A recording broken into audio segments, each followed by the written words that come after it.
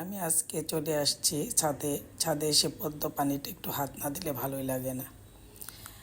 চলে আসলাম পুঁই গাছের মাচায়। পুঁই গাছ থেকে বেশ কিছু ফুল তুলে নেব আজকে।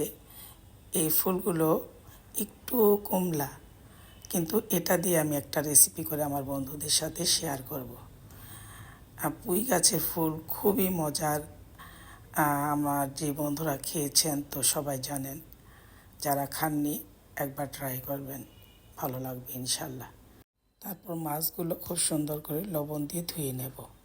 এখন আমি একে একে হলুদ, মরিচের গুঁড়ো, তারপর জিরার গুঁড়ো, তারপর পেঁয়াজের পেস্ট, সবগুলো উপকরণ সুন্দর করে একটু পানি দিয়ে মিশিয়ে নেব।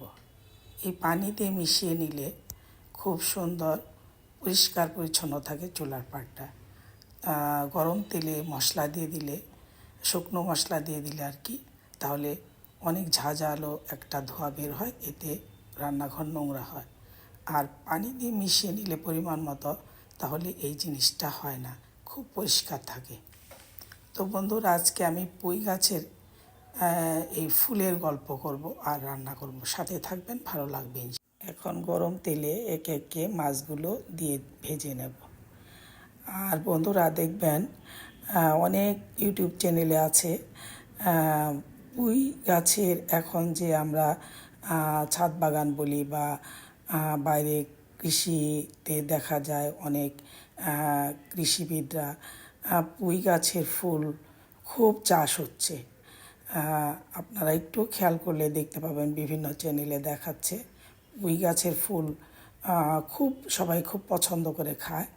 আমরা অনেকে জানি, অনেকে জানি না বিষয়টা। পুঁই গাছের ফুলের চাষ হচ্ছে, এতে আমাদের দেশে অনেক অনেক টাকা উপার্জন হচ্ছে এই পুঁই গাছের ফুল দিয়ে। তো পুঁই গাছের ফুল, পুঁইয়ের ফুল খুবই মজা। বড় মাছ বলেন, ছোট মাছ বলেন, শুটকি বলেন, যে কোনো কিছু দিয়ে খুব মজা লাগে। গল্পের ফাঁকে ফাঁকে আমি মাছগুলো ভেজে নিলাম। এখন আমি পেঁয়াজ মোটামুটি ভাজা হয়ে এসছে। এখন আমি মিশানো মশলাটা দিয়ে কষিয়ে নেব সুন্দর করে। কষিয়ে নিয়ে এই পুঁই ফুল আর একটা আলু দিয়েছি পাতলা করে কেটে। এখানে আপনার পছন্দ মতো মাছ বুঝে মিশিয়ে নেবেন আলুটা। আপনার কাটার স্টাইলটা আপনি পছন্দ মতো করে নিতে পারেন। তো আমার কাছে এই পুঁই ফুলের সাথে এইভাবে আলু কাটাটাই ভালো লাগলো, আমি তাই এইভাবে কেটে নিলাম। একটু কষিয়ে নেব। কষানো হয়ে গেলে একটু সময় ঢেকে দিয়ে একটু কষিয়ে নেব। তারপর কষানো হয়ে গেলে এখন সুন্দর পরিমাণ মতো পানি দিয়ে দেব। পানি দিয়ে একটু ঢেকে দেব।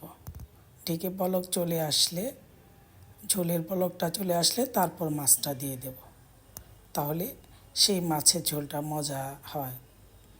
আমার কাছে লাগে যে বলক চলে আসলে মাছটা দিয়ে দেব, আমি তাই করি বন্ধুরা। ঝোলটা বলক চলে আসলে তারপর ভাজা মাছগুলো একে একে সব দিয়ে দেব। এখন সুন্দর মাছগুলো দিয়ে ঢেকে দেব।